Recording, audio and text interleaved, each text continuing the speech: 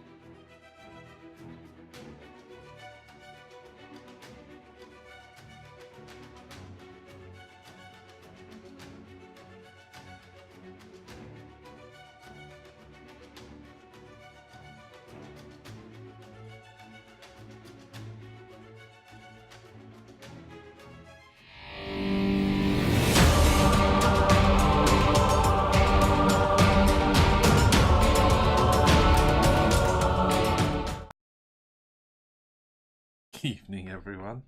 Better do a quick camera tweak there. Oh no, the airbrush is back in.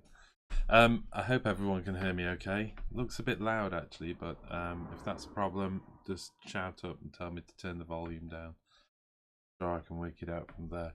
Stuff all in my camera. Oh, I don't like messy camera. I might have to take my airbrush out. No, I'll leave it there. You guys know what it is by now. It's not the world's tiniest microphone, I promise. It's alive. Hello everyone. Right. There's been some fun in the chat already, and thanks to a whole bunch of people who've already asked a bunch of questions. So I'm just going to quickly scroll right to the top and see what was going off. Karia was in the chat last night at 10:46. That's you know, almost 24 hours too soon. That was pretty cool. I think there's actually, you know what, the age of the chat, it's actually gone off the top now because it disconnected. But there was a bunch of people that joined me last night as I was setting the video up, which I think marks as a record. Still, Von Killian was in there at 2 o'clock in the morning, celebrating Monday Musing. Mwahaha. Stalker 40k, Reaper 28 Grim is in. Robbie Cohen is in the chat, and who else have we got now? Reaper 28 was, you know what, there was a great chat going off between you guys. There's Ralph Hummel in there as well, checking in and getting set up. I was a bit late from work today, so I've had to kind of dash back and set everything up. So that's why I wasn't 100% certain about the balance of the microphones and things. So I hope it's okay. I know that guys were telling me that my microphone was broken. So let's just have a quick look at what's going off then. Back to that. Robbie Cohen. Who else have we got? Wow, it was Robbie and Reaper for ages chatting away, which is pretty cool. And they were all talking about Daka Daka Daka and the beautiful sound of the weight of fire bringing down these mighty beasts of 40k nowadays. Medic 6666 was in there, simply saying nope at one point. I think that was when I was actually testing the chat. John Booth's joined us. Who else have we got? MCM 1966. Orc Boys. Hey Orc Boys. Derpimus Maximus is in here. Good evening, sir. Oh, Derpimus Maximus, what happened as well? You magnetized a couple of bits and then, like a total potato, dropped one of the magnets, picked it up and glued it in the wrong way. I've got this little thing. Can I, let's just, while we're on this subject, is this going to work? Yeah, it might do. This is my little doohickey. So that's a piece of plastic rod, a magnet at each end on the same polarity. And I've simply labeled them body and attach. And that's because basically anything that constitutes as the main body of the model, so that can be a tank hull or the torso of a big creature, gets the magnet on the body end, and then anything that attaches to the main body gets the magnet from the attachment end. Quite simply, all I do is take said magnet, drop it onto that, put on the blob of super glue, stick it into the hole on the model, and pull away. And then when I use that end to do the hand or whatever, sorry, I'd moved off the camera there, and push that in, bit of super glue, swipe that away, lose it, which is what happens every single time I use it. And so far, touch wood, it's only ever gone wrong once, and that was before I made that thing. So that kind of, and I know that you can mark both magnets, but the great thing about this little doohickey is I don't have to mark magnets, so I don't have to worry about it. I just stick it on, and it also is really useful for applying the magnet. So, you know, even if you've got a big magnet like that, look, so just attach that, and like I say, I'll click it on there, put all my super glue around there, push it into the hole nice and level, and then slide. Rather than pull out, I just slide it to the side. There you go. That's my magnet tip of the night. Moving on from Derpus Maximus's magnet nightmare. Who else have we got in the chat? Let's have a look. Alt Boys, I think I've mentioned, so we're probably a lot of chat going on. Johnsonator, howdy, how you doing? Hope I don't miss anyone. Grumbleback. What else have we got? James Metcalf. Goodness me. Right. Derpus Maximus, James Metcalf, and Roa is in there. Brilliant. Hey Roa, how you doing? Grumbleback, good name. Felhate, and Vladimir Markak has just subscribed as well. Welcome, Vladimir. Don't know whether you're on the live chat or not. If you are, oh, there you are. Hey, buddy, can I get a tip for a newcomer? Yes, you can. Put @Wargamer Online and fire away with the question, and we'll round back round to it. Akari is in the chat. 676 Mitch is saying, "Come on, Chesterfield." Yeah, I do. Have we met? And I've not recognised you from your YouTube name, because I have met a couple of people from Chesterfield, and for those of you that know, I originally sing from that town. So what else have we got?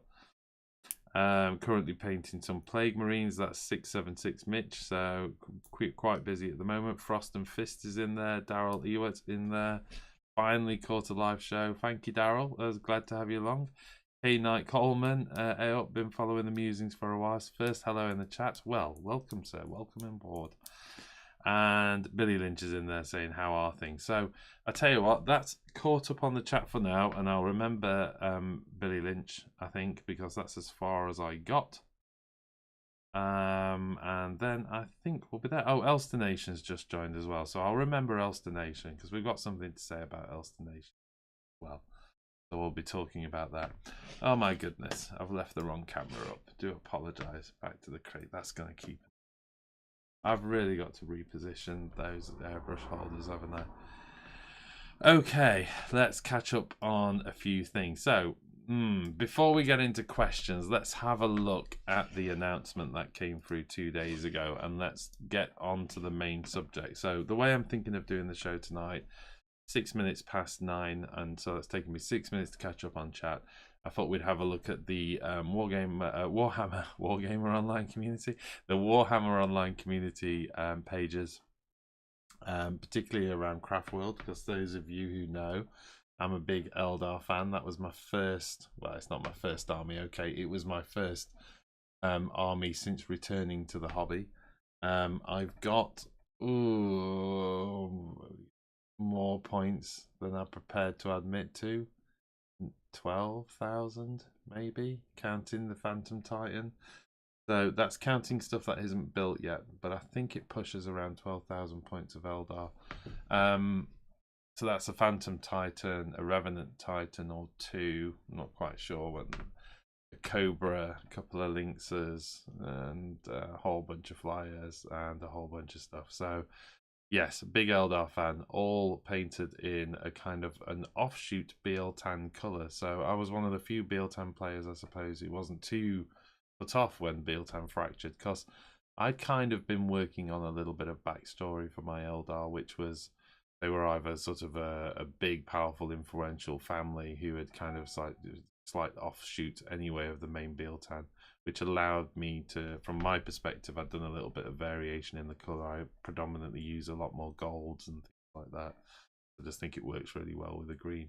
Also, all my aspect warriors are derivatives of the Bealtan colour. So although my Dire Avengers are blue, they're a greeny blue, etc, etc, etc. Anyway, so whole bunch of these. I've been waiting on the new codex for Craftworld. I know that me and Sam had a debate on one of the live chats where I was saying, look, you know, I love 8th edition. It's good. It's great. I felt that Eldar, of course, had lost all their flavour, so I was hoping for something to go out sooner rather than later, and indeed it's here. So I'm pretty excited and also pretty fired up by what we've already seen so far. So let's have a look. So this was the announcement. This was the exciting bit. Next week, that's soon, coming soon, next week already. And soon, next week will be this week, and then it will be here. So we've got the new codex, old artwork. Not even sure that is the new codex book. Maybe it is, but it's I would have liked a new image, but you know what you're gonna do. So it's going to contain specific rules for Ulthwé, Iliandan, Bealtan, Sanhain, everything. That's the exciting stuff already. We're seeing Craftworld specific rules, so I'm pretty excited about that. Okay, what are we looking at? Thematic and flexible. This is nice. Abilities are powerful, and they open up new tactical possibilities for army building. So I'm pretty excited about this. I'm hoping that Bealtan gets some kind of bonus for the use of aspect warriors, I suppose, to a degree, because they're meant to be heavy onto aspect warriors. Although obviously the Fracture of Bealtan may have changed their story a little bit, so we'll see. Right, well, let's have a first look at the Citronome of Iliandan. So this is quite cool. So these are the psychic engineers known as bone singers, are patient artisans who understand the true craftsmanship takes time. So two things already. One, seeing the bone singers come back into, even if it's just a passing reference, is pretty cool.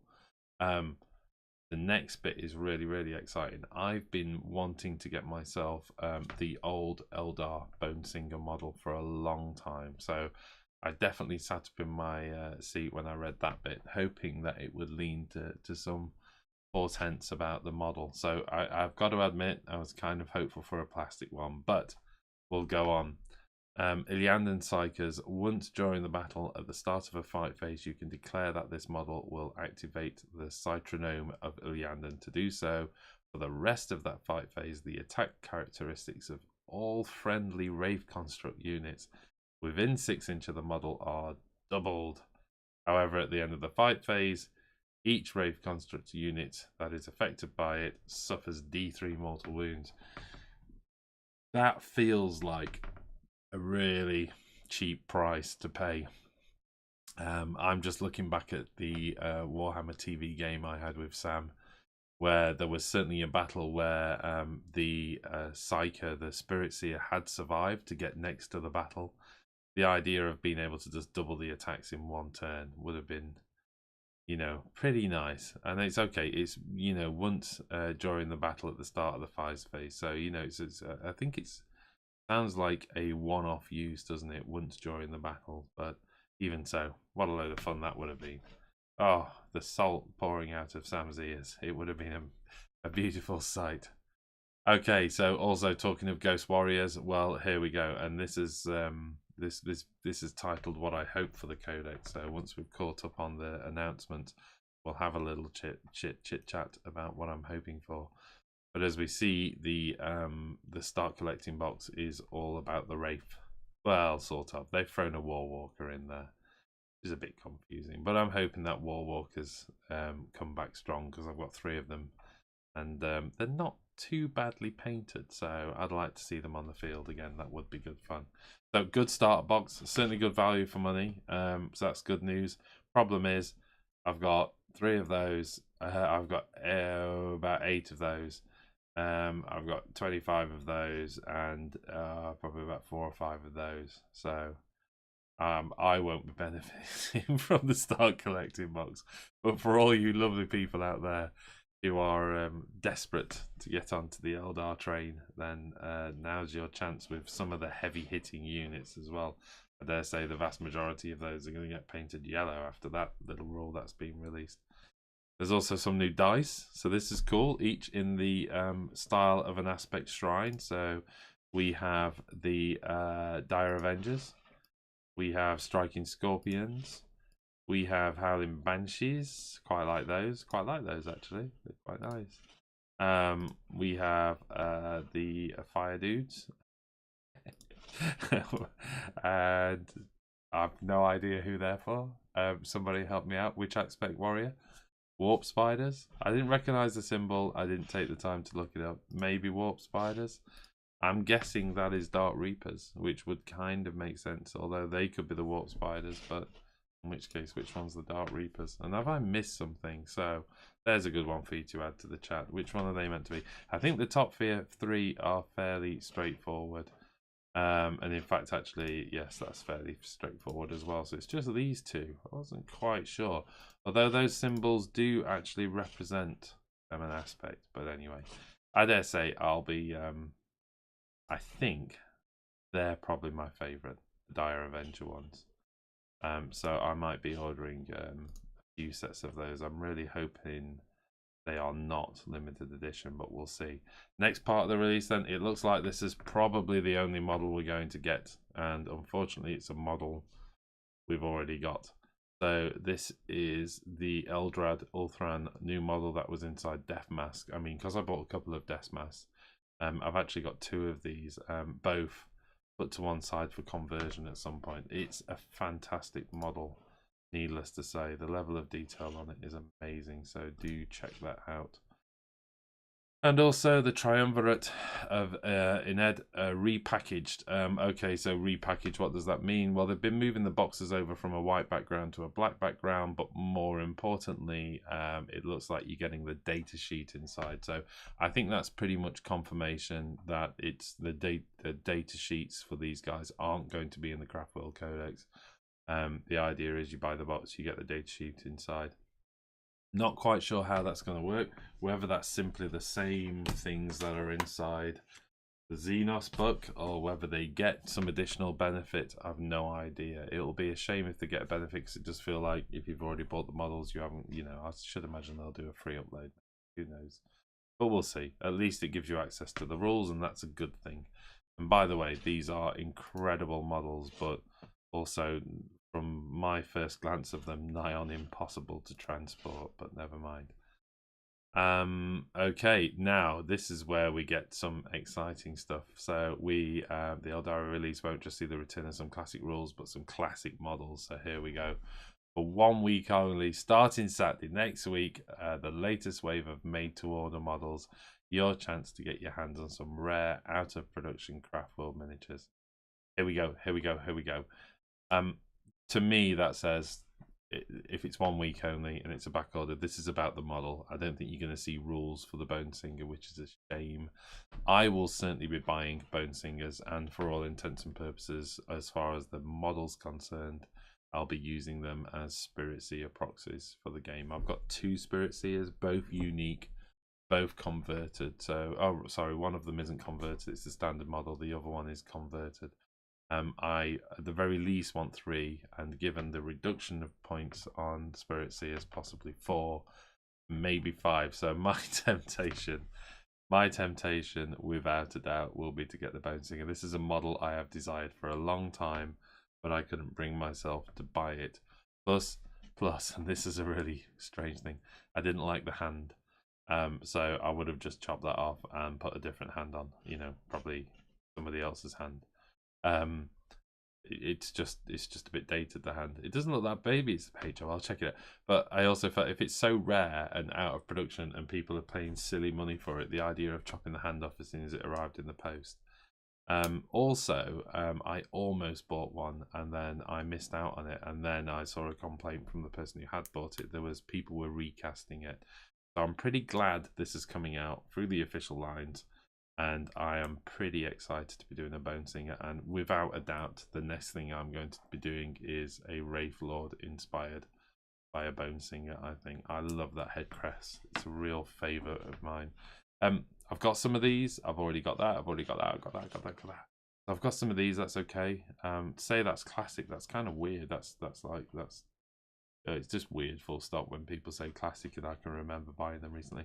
Okay, this is by far the oldest. This is the original Farseer from Rogue Trader days, and check out that funky helmet. So yeah, for those of you who've ever seen armor cast Titans for Eldar, you understand where that style came from now, because it was all sort of seeded out of that.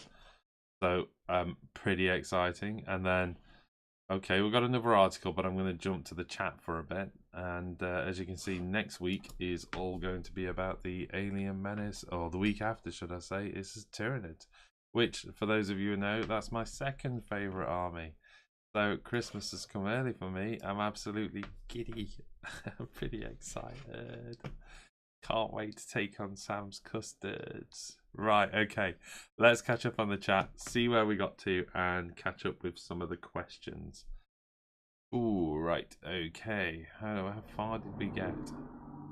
Right, some questions. So this is from Reaper 28 Grim. Do you think Eldar should get a new unit in response to the emerging Primaris threat? There's a two-part answer to that. I would like new models. I'm not sure new units are necessary. When you actually look at the Eldar Codex, the volume of unit choices you've got is crazy. And that's not taken into account as well the aspect warriors available through Forge World.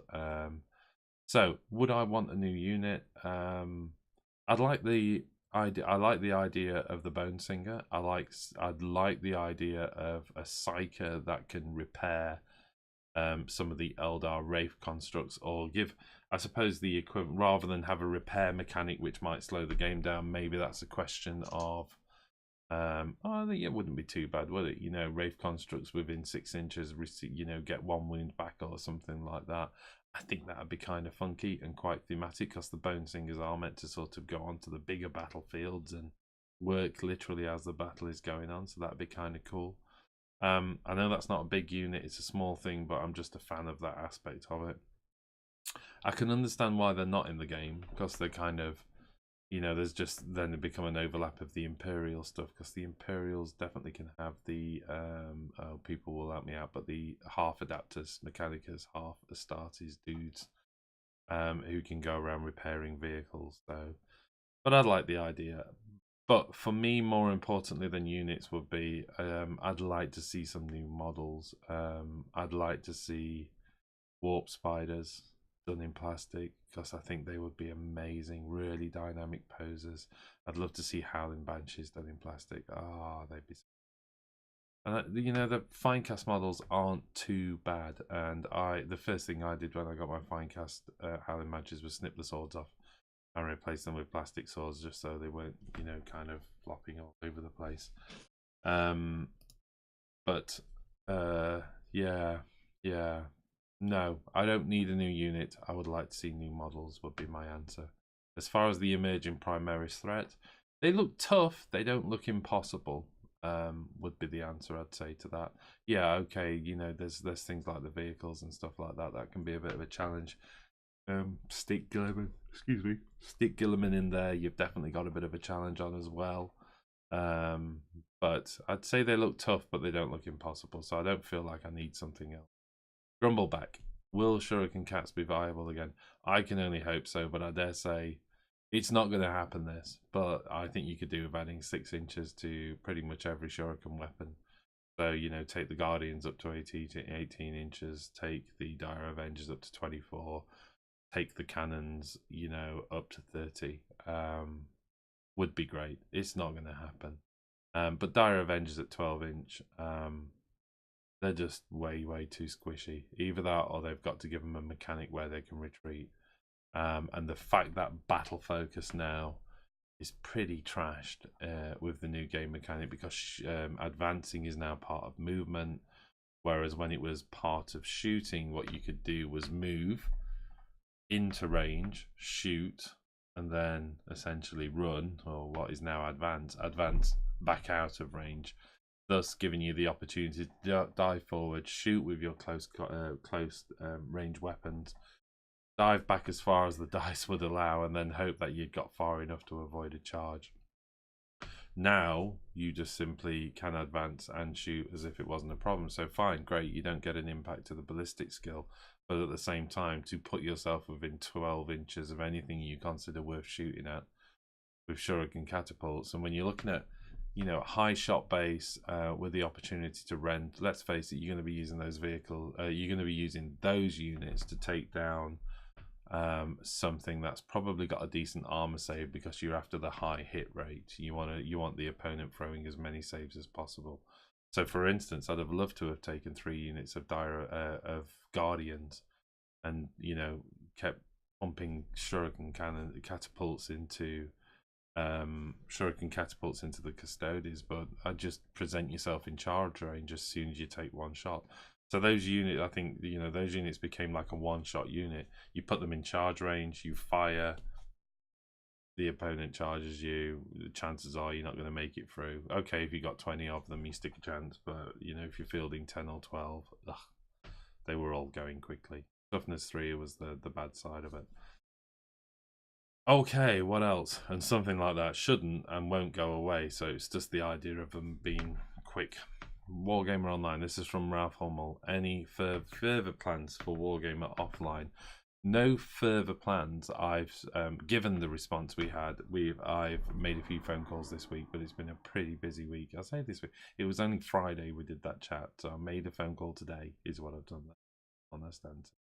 I am going to be doing some investigation and getting some detail together. Biggest issue I had in conversation with the location was, for us to secure the date, we need to put the deposit down. For us to get the deposit, we talked about doing a Kickstarter. If we do a Kickstarter, we haven't, we'd be having to advertise what date it's on, and we haven't secured the date. So I'm having to have a little think about how I would do that. That's Retep 1001 just subscribed. Hey Retep, how you doing, man? If you're on the chat, you may be. Right, okay, what else have we got? Johnson 8 is working on his Renegade Knight. Polarity is important. Ralph Hummel's working on the Sword of Vandus, Hammerhal. And Dipimus Maximus has got a question. Should Eldar get bonus attacks in close combat because of their pointy ears? Of course they should. It's definitely an eye hazard. So they would turn fast. Quickly, they could poke you in the eye. At the very least, I think it should add +2 to strength. Reaper 28 Grim, Wargamer Online. Could you play Epic Sax Guy while we wait? No, I couldn't, but I did offer to play Jazz Flute. We've covered what type of cheese from Robbie Cohen, so we've got that covered. What type of cheese would the army be? Sam Woodbridge Stocks. Let's see what this question's about. Are you going to keep complaining about 40-point primary tankers now that you have a cheap Spirit Seer? Right. First and foremost, Sam, Spirit Seers are 45 points now, and they were 65 points, which was just ludicrous. 45 points, they're still more expensive than your primary psychers. They have less wounds than your, inexplicably, less wounds than your primary psychers. Let's not get started. And you can do Smite, which I know I can, but I'm just going to say that. There we are. Exercise that demon. And I think, Sam, you'll have to accept I'm right. Okay, Grovelback, Wargamer Online. Will the Night Spinner make a comeback? And will Shuriken Cats have longer range? Well, there you go. Shuriken Cats having longer range would be lovely. No, they're not going to get longer range. I hope we get a mechanic to move around a little bit quicker, as I've said. Will the Night Spinner make a comeback? I think it's pretty good. It was pretty good inside the index. I hadn't had chance to use it. I hope so. I really like the model. Plus, I've painted one, and I went crazy doing all like little squiggly lines inside the weapon and everything, and I was really pleased with it. And then never ever fielded it. So, in fact, actually, I've done a tutorial on painting that, so I need to get that edited. Russell Higgins. Whoa, chalk outlines. Oh, they're just talking about killing the Eldar. Right. What else have we got now? This is from Furious George. Morning, Phil. Almost slept through my alarm then. Hope you and everybody here is well. Thank you very much, Furious George. You too. I hope you're still awake. I may have just put you back to sleep with all of that talk. T. Giblet, hello. Saying hello. Frost and Fist saying hey there. Oh, right, okay, then let's see if I can get in here. So, whoa, the chat's just gone mega update. Right, there was a question somewhere up here, and it wasn't far after. Come on, Chesterfield. So thank you very much for putting that in, because it's given me an anchor point. Oh, Vladimir Markat then. Hey, buddy, can I get a tip for a newcomer to Warhammer 40k? So, yes, you can. Is there something specific you want to say? If not, if you're a newcomer, I've said this tip before on the chat, but it holds true. If you're just picking up the game, keep the battle small, keep the unit count small, focus on learning the rules of individual units, if you like, and then expand and do that. It's better to have 3 short games in a day. You'll learn a lot more than 1 great big long game. Because the only thing you'll learn there is just how hard it is to bend your head around everything and remember everything. Keep it small, keep it fast and furious to start with, and it will get you hooked. Otherwise, you can kind of just go, this is too much. That's my tip. Unless you want anything more specific, then shout up in the chat. And you may have already. I'm still trying to catch up. This is, oh, yes, I've seen K Knight Coleman saying hello. So I must have thrown past some of these. Okay, done and done. Hey guys, how are things? Thanks for the tip, Phil. Remember to slide out rather than pull out. Nice one, Akaria. I was referring to magnets. Slide the stick off the side. Don't pull, because you just upset the glue. Daryl Ewart is still painting his Glockin tonight. So many boils. Oh, Reaper _ Grim80 28. How did I find my bedtime reading? Really good, actually. My wife is a skilled writer as well. So if you want, I should actually explain what this is about. He sent through a short story, basically, for me to have a read and provide feedback in. I'll not say any more. I'll leave it to you in the chat to decide how much you want to give away. But if you want my wife to have a look at it as well from a sort of technical writer's point of view, she'd be more than willing to do that as well. But I'm not quite sure. Feedback-wise, I'll send you an email and I'll let you know my thoughts on it. But it's good. I enjoyed it. I didn't fall asleep when I was reading it, so that's the important bit. Right, Scott Beale, working on my Abati Sergeant Arbite. I always thought it was Arbite. Sergeant doing some painting today. Nice one, Scott. Somebody's got to be painting out there. Kablams, sorry I'm late. I'm filming my wangs. That's your wound wangs you're talking about, isn't it? Which, for those little sort of glow in the dark arrows, that I assume you move the rubber band up and down for the counts. They look good. I actually, you know, because when I saw them, when you did the photo where it was just a collection of them, I was thinking, that's going to clutter a lot of the table up. But actually, at the end, they don't take any more space than a dice, really, do they? Okay, tedious payload. Hey chums, hey Phil, thanks again for the bits. No problem. Russell Higgins, I saw your wangs. There you go, number wangs. A lot of wang talk. Gotta be careful how I say that.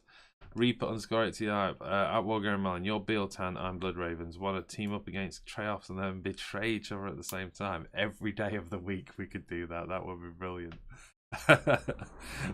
What do I want from the new Eldar Codex? Just the tears of my enemies. I think I'll be happy. That's from Tedious Payload. Thank you very much for that. It's about time Eldar had a nice strong codex, because it's been a while since we've been able... I can't even finish the sentence. Hey Kablams, we'll talk about that, because that's one of my fears of the Eldar Codex. But I think OP is the way of 40k until everybody is OP, and therefore they won't be OP. So I mean, Jack's just been going through the Astra Militarum Codex, and oh man, every 5 seconds he goes, Dad, guess what I could do now? Dad, guess what I could do now? And last night he came like walking in with like all of his spare boxes and 2 troop units that he bought ages ago and never got built. And he was just like, right, I'm making these up, I'm doing this, because then I can do that with this order and shoot you, and I can shoot you 400 times. So he's pretty excited at the moment. So I want to feel that excitement again for Eldar.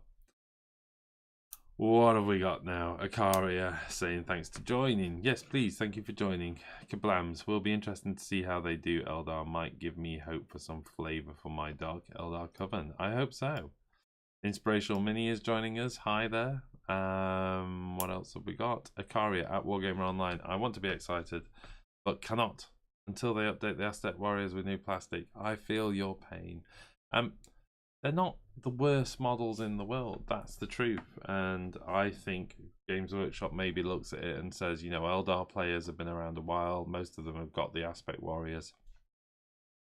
I think that's why you've seen a focus on the Wraith. And I think for me that was the final sign that we weren't going to be seeing plastic aspects, to be honest, was when I saw the starter set, which had just Wraith constructs everywhere. They're the latest models. Everybody wants them. They're uber powerful. But I don't feature a lot of them, and there's a reason I don't do it. It doesn't suit the smash and bash and stand and hold play style. Doesn't really suit how I've played Eldar. So Wraith has always sat a little bit to the side of how I'd like to play them. I like to be kind of jumping around the board and shooting and diving in and finish things off and having a lot of fun. So excuse me, I am tired. I've been up since 4 o'clock this morning. I was a little bit disappointed to see the start box being all about the Wraiths, but it is what it is, and they're beautiful models. So you can start at worst place for collecting elves, certainly. Right, what do you think it's worth to start Craftworlds? What do I think? Oh, what do I think? Is it worth to start Craftworlds? Absolutely, yes. I think they're a great army to play, and they've got a broad range of play styles as well. So I think if you don't have to go the Wraith route, you can go, you know, the much faster, lighter Aspect Warriors. Tedious payload. I think I'm going to get like 5 Bone Stingers and 5 Rogue Traeger Passes and one each to keep and the rest to convert. I'm with you there. I've definitely got to at least do 1 Bone Stinger as is. And then I think I'd want 1 more maybe to convert. It depends how much they are. I think we're going to be looking at least 20 something pound for the one model, aren't we? We'll see. Right, Big Mac Danskull. I'm so jazzed for the Bone Singer and all the aspect dice. Well, there you go. They're going to do well with the dice, aren't they? So just think, every time you buy a plastic dice, it could have been a plastic aspect warrior. Okay. Not at all. It's just, so this is a Akaria. So he's in answering someone actually, and I've missed the question. Oh, do I think? Not at all. It's just all codexes will be updated for 8th edition, so this release is not a surprise to me. I hope it will have nice rules, but I want new minis. Yeah, but like I say, I think you're going to be waiting a long time for new minis. We'll see. Shining Spears could be done as an upgrade. That's Grumbleback offering that. I don't think you'll see new Dire Avengers. I think the reality is Dire Avengers, 1, they're already in plastic, and 2, they don't look too bad. I half suspected we were going to see new Guardians. They're not the best of models, and that's what I thought we'd see in the starter box, but it didn't happen. So there you go. The first blue ones were Swooping Hawks. Completely forgot about Swooping Hawks, so thank you very much for that, Big Mate. Right, Retep 1001. I hope they get the same level as Imperium and Chaos because those are broken. Well, I mean, that's the sort of thing I've said. Every new codex I've seen, we're calling them broken just because of how they are in comparison to the index books. But it's not surprising, is it really? And the good news is if you're playing an army right now that's terribly outdated, you've not got long to wait because they're going to be pumping these codexes out at a regular rate, so that's good news. Oh, the red ones were for Blood Angels. Dinos needs some love. What else have we got? Still your beans. I was kidding. I'm not quite sure what some kind of upset going off, no doubt, in the chat, but we can. Okay. Keep your plasma guns and las cannons for Trapers from Derpimus and Maximus. Okay, so it looks like the chat has descended into just chat, which is cool. As I've said, I'm quite happy with that. I've absolutely no idea what's going on, so we will maybe move on to the second article. So let's get this up. This was pretty exciting too. So we've got a Craftworld focus with a Yanden, and the Codex Craftworld is our most detailed look, packed with stratagems, warlord trait, psychic powers designed to let you build thematic, fun, and powerful armies. So 5 new Craftworld attributes to customize your army with. Oh, I'm so excited. Yanden is a Craftworld renowned for its tragic history. Yep. Lots of Wraith. What do you expect? And here we go then. Let's get into these rules. So we've got this Stoic Endurance. A unit with this attribute can never lose more than 1 model as a result of any failed morale test. In addition, if a unit with a damage chart that has this attribute, double the number of wounds it actually has remaining whenever you are consulting the chart to determine the characteristics. Ooh, that's horrible. Particularly just following their own example here. So, for instance, perhaps there's nothing worse than watching a couple of casualties on a costly unit of Wraithguard turn into a devastating rout. With this trait, you won't have to worry. On the other side of the coin, a 20-strong unit of Guardian becomes much more efficient to make for an excellent target for psychic powers without having to worry about being mauled in the morale phase. So yeah. Excuse me. Oh, I really need to stop yawning. I'm sorry. Second part of Stoic Endurance helps your tanks and larger constructs keep kicking after even after heavy damage. So enemies will need to chip 17 wounds off a Wraith Knight before seeing any applicable difference in its combat effectiveness, which is crazy, isn't it? I mean, the Wraith Knight's 24 wounds. So at 12 wounds remaining, your move goes from 12-inch to 10-inch. Your weapon skill goes from 3 to 4, and ballistic skill goes from 3 to 4. But with this rule in place, you are going to be doubling any wounds remaining. So before that goes into place, it's like, ouch, 14 wounds. So yeah, it's just nasty. So as they say, you need to get 17 wounds up before you actually start to see any real difference, and they're basing that, I think the 17 wounds is probably based on the 1 to 6, so that's where it goes up to weapon skill 5 and ballistic skill 5 with a move of 8. So that's great. It's great, and I'm excited. The problem is all my guys are painted green, so we'll see at the moment. The second part of Endurance helps your tanks. Oh, we've covered that, sorry. Best unit, Wraith Blades. Okay, well, like I say, this is a mixed bag for me. To me, these are an additional heavy unit that kind of the Eldar needed in the Codex, but I don't sort of take hundreds of them. Saying that, that's just my play style. If you're into this Craftworld, then yeah, you're going to be having a lot of fun with the following rules. First and foremost, anyway, let's just have a look at something. Wraith Blades have gone up to toughness 6, Wraith Lords up to toughness 8.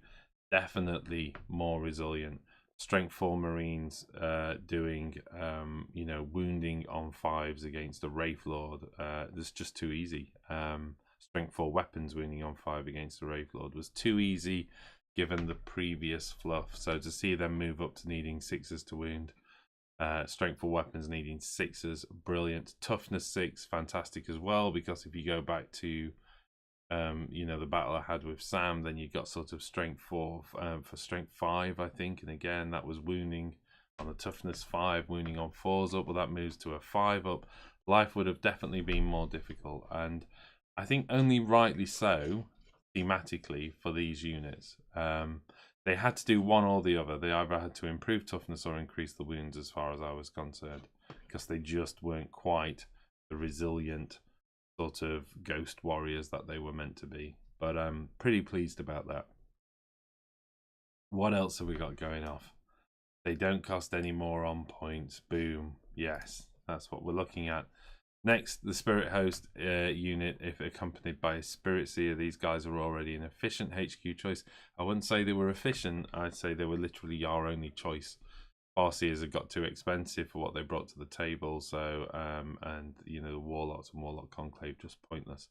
Yeah, it really felt, unless you were going to go the kind of whole aspect way and go with the you know, go with those guys, then your only real choice on the psychic front was the Spirit Seer, and even then it felt like a bit of a kick in the teeth that you were paying sort of 65 points. I think it was 65 points. I could be wrong. So they're down to 45 points now, which is only 10 more than the Warlock.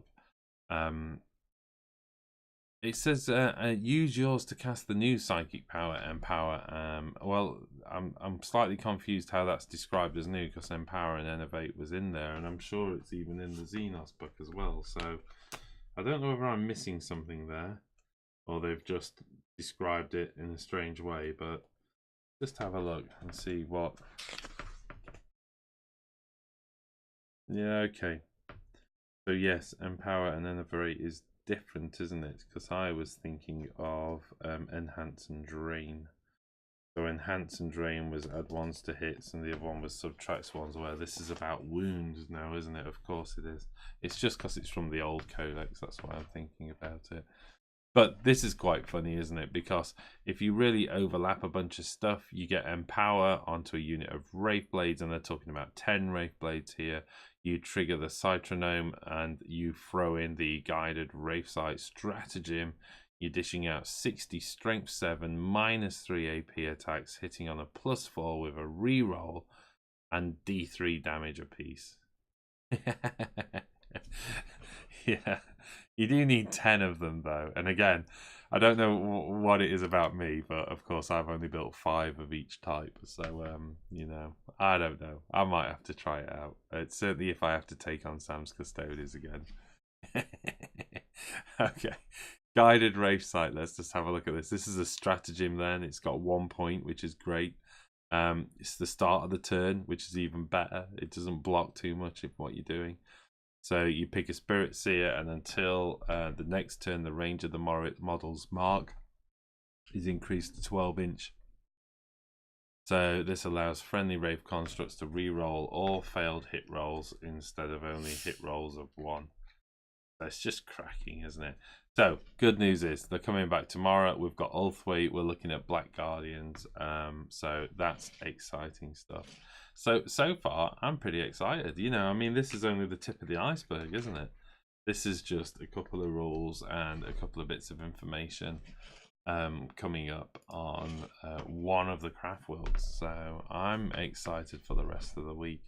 We will come back down to my hopes and fears. We've got 15 more minutes to go, but let's have a little catch up on the chat and see what we do. At Wargamer on, this is Scott Beale. Do you think Genestealer Cult will have their own codex, or will they be lumped in with Ibs? They will have their own codex without a doubt. I don't think that's even a possibility. They'll be given their own codex. They had their own codex last time. There's enough in there for them to stand on their own.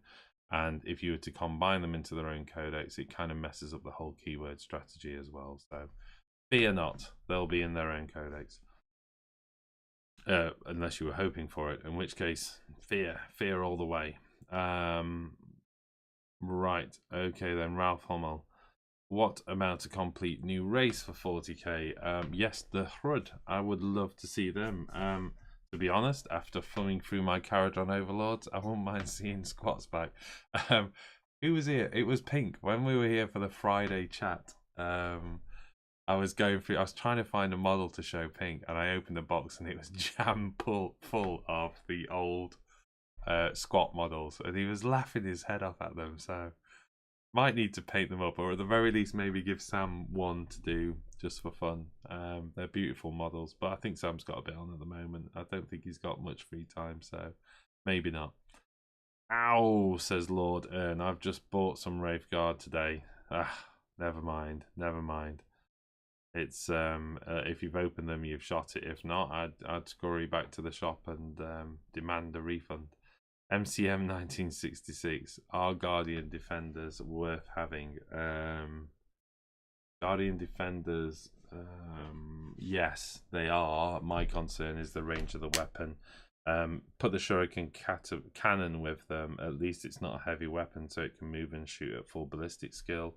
At the moment, I'd be looking to see what happens with Warlocks in terms of whether they do some cool stuff with Guardians or not, or what the stratagems are going to be looking like. I'm hoping there's a bunch of stratagems, or at the very least some keyword sort of related powers that will make those a little bit more. But they can pump out a hell of a lot of shots, and but the problem is where they fall short, and they're cheap. Sorry, that's the other thing you should mention. But certainly where they fall short over the Dire Avengers is the Dire Avengers. It's an expensive option, but you can give the Exarch the Simmer Shield, which gives the entire unit a 5-up invuln. And that, in the new meta of the game, I think invulns are pretty important. There's so much stuff out there with a broad range of AP that the invuln really counts. Right. Billy Lynch, I know this is very much off topic, but does anybody have any storage solutions for large Tyranids, flying Hive Tyrants, Morlocks, Carnivets, and such? I'll happily go through one of those on my Monday Musing if you like. I use KR cases, although I custom cut them a little bit as well. But you will find you can pretty much get everything from KR cases to do that. If you were looking for something cheaper than KR cases, then no, I don't really. I don't have any experience of that, other than obviously cutting a whole bunch of foam blocks in big box. For the lovely Phil, your GSC are primed and pre-shaded. Goodness me, Ostination, you work fast. Well, we'll talk about this on Wednesday. I've got 10 more minutes, so I want to catch up with the chat and spend a couple more minutes. I might run over by a few minutes, but we'll see. Wargamer Online, how do you feel about a new race coming in and joining the Imperium? What? Maybe like a small sector of high-tech humans or something that are also allied with the Eldar cause, Grimdark. Well, I dare say high-tech humans coming in and joining the Imperium would be frowned upon. Saying that, you know, Gilliman is a little bit more forward-thinking, isn't he? So maybe there would be room for something like that. But if you take the Grimdark... excuse me. Take the Grimdark truly to heart, then they don't really like outsiders, and certainly bringing technology in. I'm sure the Mechanicum would have something to say. You know, they're always looking for new tech, aren't they? But they're always quick to decide. You know, high tech to me starts bordering on artificial intelligence, and we all know how upset the Imperium gets about that. But it'd be good. Is there room for a new race? I think there is. I mean, I still think there's a few factions out there that could do with some love, though. I mean, dare I say it, Plastic Sisters of Battle. You know, I think that's something that could be explored. I think Sisters of Silence could be expanded a little bit into 40k, because, you know, 1,000 souls a day go to the Emperor. Can I just have a drink, folks? Because it might stop me yawning. Somebody's got to go out there and fetch all of those psychers from the far end of the universe, and that's what the Sisters of Silence are out doing. So I'd like to see that range expanded as well. Custodes, you know, I'm hesitant to say, but maybe the introduction of expanding the Custodes range from the 30k range would be good. You know, they've got all of that equipment. Why not let them use the grav tanks and stuff like that? Because they're just beautiful models. Let's see them on the table more, you know, as 40k players. I mean, I know they're available for 30k players, but wouldn't it be nice? Okay, where are we at now? Daryl. That's some in chat, so hold on a second, Akaria. Wargamer Online Kablams. Do you think the Codex will open up strategies and synergist combos with Craftworld and Dark Eldar now? No, I think that's going to be the role of the Ined. That's what they're about. They're about taking the different factions of the Eldar and combining them together. So the only way you are going to benefit, I think, from combining the different factions of the Eldar is when you're combining it in line with the fluff as it's been set. Oh, right. Okay, then. Miss Maximus saying new iTech allies faction doesn't make sense considering the fluff. Well, there you go. I think there's some agreement there then. K Knight Coleman saying, speaking of 5 of each, remember your Caradron plan. Don't split Skywardens and Endrin Riggers. Check melee for Endrin Riggers and see if you don't want to run 6 of them. Okay, thanks for the heads up on that. I will be doing that. Maybe I just need to buy more and more. When it comes to troops, go Rangers or go home. Yeah, you know, I suppose I just think Rangers aren't great for their points at the moment. I just don't think they do enough damage. I had 100 points of Rangers. Sam had 90 points of a Vindicare Assassin, and that Vindicare Assassin would outshoot that unit of Rangers any day. Any day.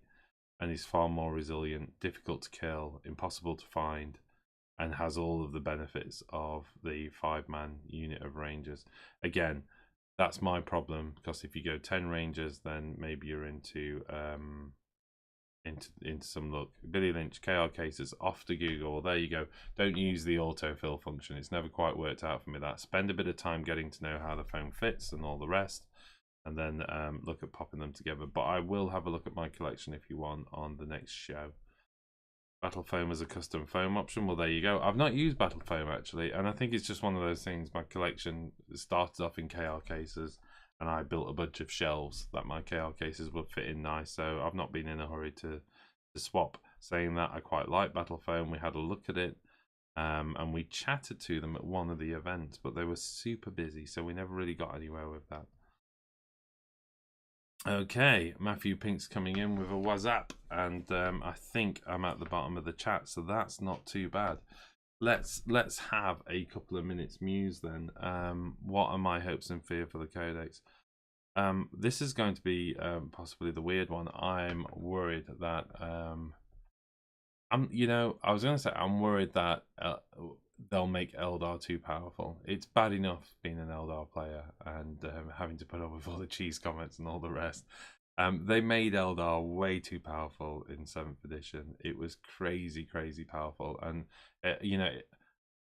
Sam knows what this feels like, showing up to a battle knowing before you even get the models out of the box you're going to win, because he plays Custodes, and it's like auto win army. And Eldar were a bit like that, they were just bordering on auto win if you knew what you were doing with them as well. And that was the other thing. There was a lot of people out there who went out and bought Eldar because they thought it was an auto win. You could just get them off the net list, but there are ways of killing Eldar, and given that outside of the Wraith stuff they are really low toughness, they can just be picked away. But there's no fun with an auto win. There's no fun with an auto win army, as Sam will tell you. When does Sam ever look like he's having fun with his Custodes? You can tell Sam's not watching this. He'll kill me when he watches it back. Right, okay, what have we got? Daryl saying you're gonna have to head, Phil. Sadly, live streams and teething 1-year-olds don't mix. Who knew? Oh, bless you. Well, give that teething 1-year-old a cuddle from me, and I'm sure that he or she will settle down, and you can always catch up with the rest of the show. So thanks for joining as well. Matthew Pink saying hello to everyone. 676 Mitch. Phil, why are you saying that with a smirk? You can only possibly be referring to my comments on Custodes. You bring the cheese, I'll get the wine. That's Reaper, and yeah, I fear they make Eldar too powerful. Lol, lie. No, it is. It is. I like to feel like I've earned the win, rather than being gifted it, I suppose is the point. And I like close matches. I like games that go on all the way through to the end. And that's why I like points games as well, because I think they make a lot of fun, because you can snatch points at the end and steal a victory and stuff like that. But you've got to have people, you've got to have models standing on the table at the end of the day to do that. So I am genuine. I hope they don't make them overpowerable. But saying that, I am looking at Astra Military, I'm looking at Death Guard, looking at AdMech. It seems to be par for the course that these armies are going to be uber powerful. So I think you're going to have mixed emotions here. If I was going to put the new Eldar Codex up against, say, Tyranids as they stand now, it will feel terribly imbalanced and horrible for that player. But a week later, the Tyranid Codex is out. So if I wish for anything, I wish that they hurry along and get everybody codexes out, so it feels like a genuinely a level playing field. Will be good fun. I'm pretty excited about it. I was hoping for some new models, and I don't think that's going to happen. Seeing that, I am really pleased they've released the old models for order. Even if it's only for a week, it does mean I've got a chance of owning a Bone Singer, possibly 2, possibly 3.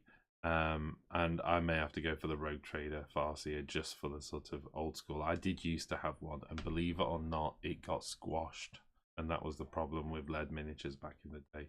So mine got put underneath a metal toolbox, which at the time the metal toolbox was my way of transporting my army.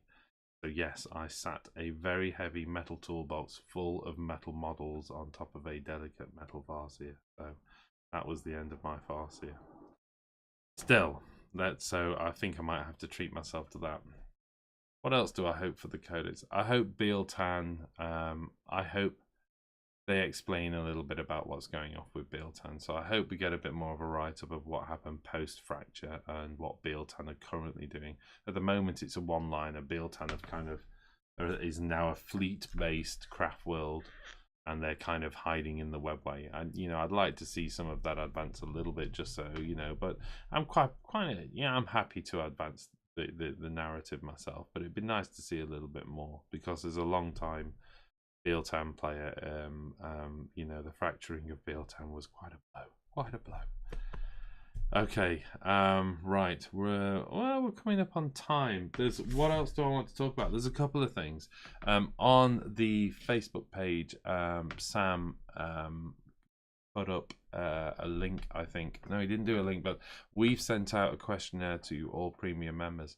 And that's because we're really wanting to focus on making sure that we're keeping our premium members happy, and we're doing content for the people who are really helping contribute to enable us to do this.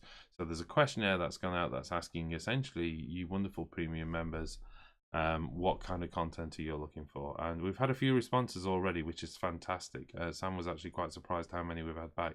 I think that's brilliant. So if anybody else has got that invite on email as a premium member, if you can pop along and follow the link, that would be fantastic.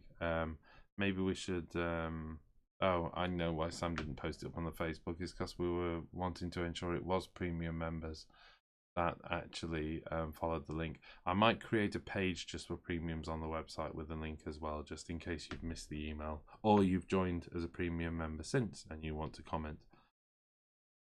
Okay, so that's brilliant, and thank you very much for all the people who have already answered. Also, right, we're also, I'm also doing a show on Wednesday this week, and that's going to be Old School Wednesday Chat, and we've got a guest on there as well, which is the lovely man Elster Nation. So tune in at 9 o'clock on Wednesday. There'll be the usual 24-hour reminder go out as well.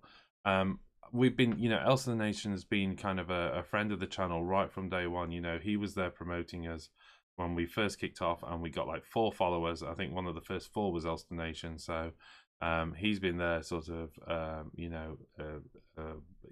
geeing us along right from the start, and he's remained an active member of the community, posting up some great work as well. I've always been blown away. I've had that running joke about Ulster Nation cloning himself, because the output he produces is just insane, the amount of models he gets painted. And when we keep chatting as well, sort of, sending messages backwards and forwards, and Ulster Nation, being the absolute gentleman he is, was watching the video I was saying, I think it's actually based on a Facebook post. I put a Facebook post up where I'd finally managed to pin my Genestealer Cult infantry to get them painted. And it was and I was going, I can spend an hour in the chair, and after that I'm in pain at the moment with my back, and I was worried about my ability to get them done. And Ulster Nation, being the true gentleman, why didn't you send them over to me? And at first I kind of thought, you're great painters, so there was no concern with that. It was more a question of, all of my armies have been like a personal project that I've wanted to work on, if you like. And then I thought, there's a whole bunch of Genestealer Cult players out there who are looking for Genestealer Cult content. So if I focus on one of my strong points, which is going to be like the vehicles and the larger models in HQ, because that's sort of, I can do airbrush tutorials for them, and really focus on that, and hand over my infantry to Ulster Nation to get them done. And so I messaged him back, and the true gent that he is, he said absolutely he would give it a go, and he's going to apply his magic.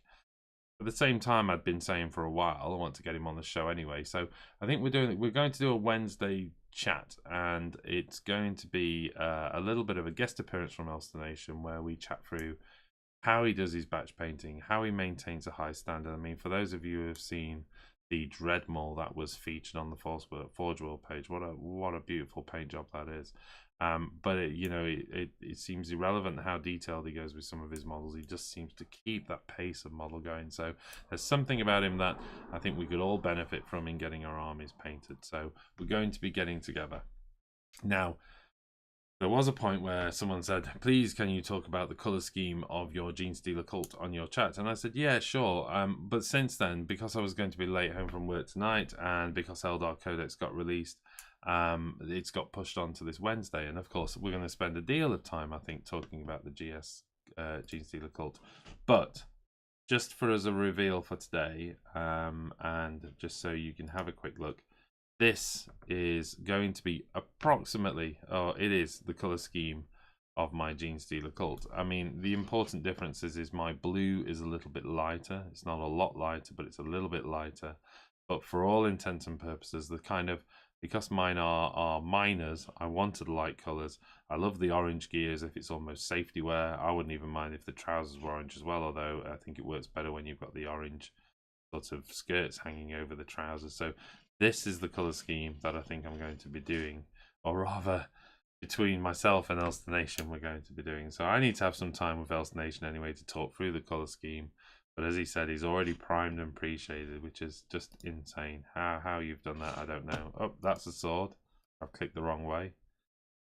Here's some stuff from the Codex. So as you can see, the colour scheme kind of maps out to the different ones.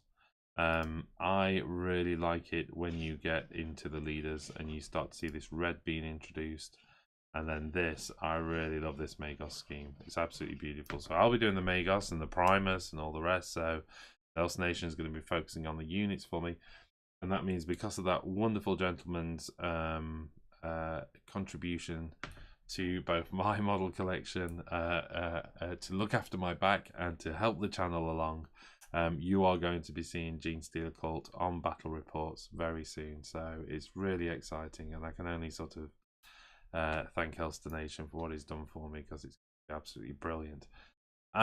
Saying that, I'm really looking forward to Wednesday chat. He's a good guy. We've had him on the show a couple of times before. We've done a couple of chats before, so it will be good to catch up and share some of his wise words with everybody. Okay, so that's Wednesday's show. So that's a bonus added extra. I'm hoping you're all pretty excited about a Wednesday show.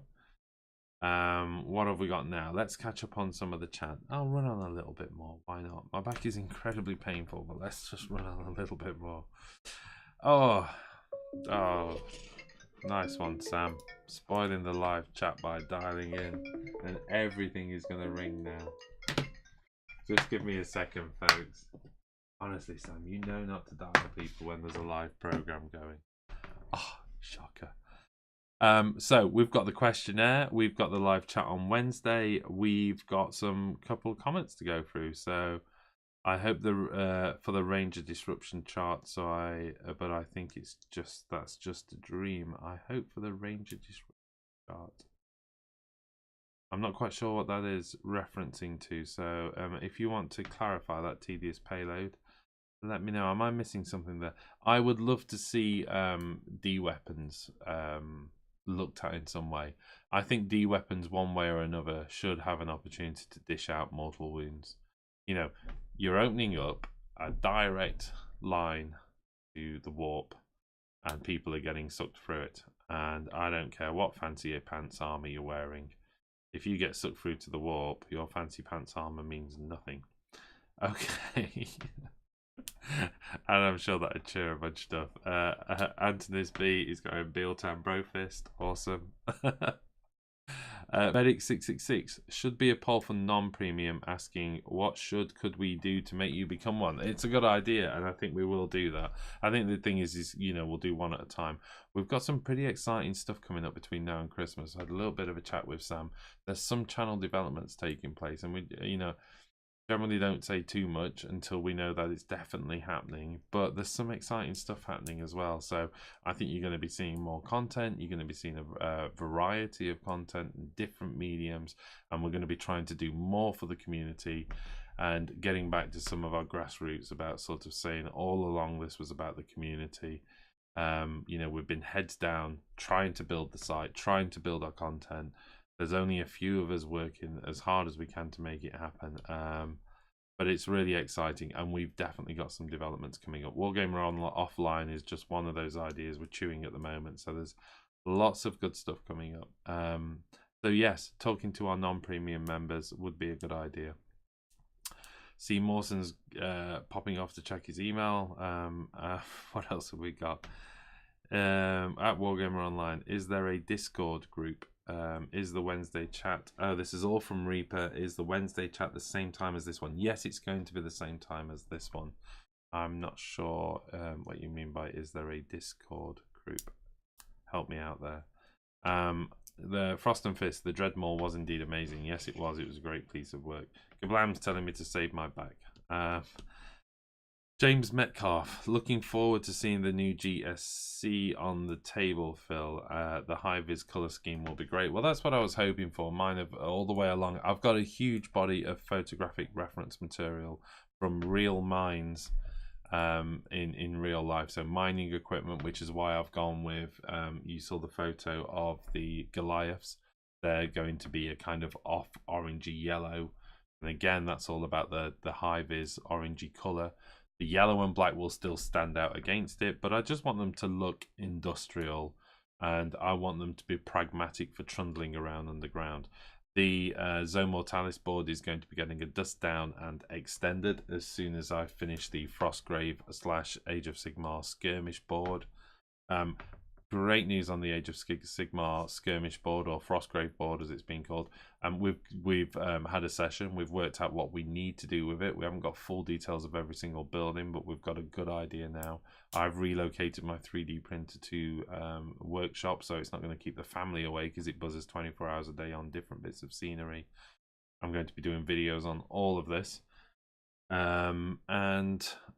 Yeah, so that's good news. And the boards, which was the longest bit, which was preparation of the boards and sealing them and those kind of things, it's tedious because it's 10 minutes of work and then 24 hours of curing. That's all done. So we're at the stage where we're almost ready to start building. So expect a few rough cuts. For those of you who have been fans of the channel for a long time, there was a rough cut series, which is basically me waving a mobile camera around, just keeping people updated on what I'm doing. So expect a few of those as we go along, and some detailed tutorials on terrain. It's looking good. Right, okay then. Maybe at 10 past 10, I'm doing as much as I possibly can.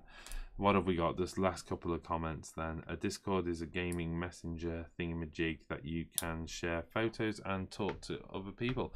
Okay, yes, that's certainly one of the possibilities. You know, so we're looking into that, and in fact myself and Sam had just spent a couple of minutes before we went live just looking at some new features for the website. So keep looking out for that. Right, what else have we got? Scott Beale, you guys are doing a fabulous job. Sorry, just can't be a premium member yet, but soon. That's fine.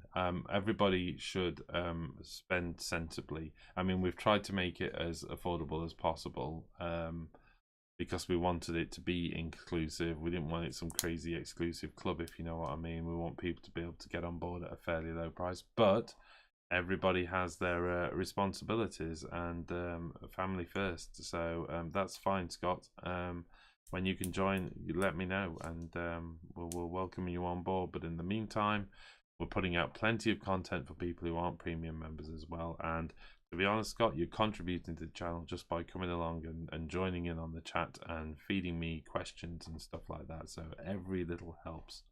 Mr. Pink says he can't wait to work on the board, and Kablam says he loves the rough cuts. So we'll get some more of those things done.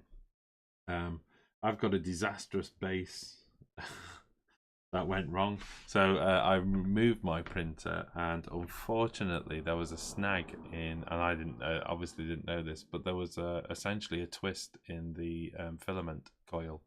So I left a base printing for Rachel's Dreadsaurian for 24 hours.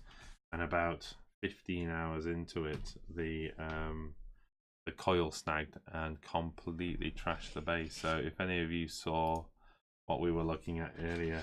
This was a base that was in progress, that was looking nice, the detail was working, I was quite happy with it, and then all of it just went terribly wrong, which is horribly depressing.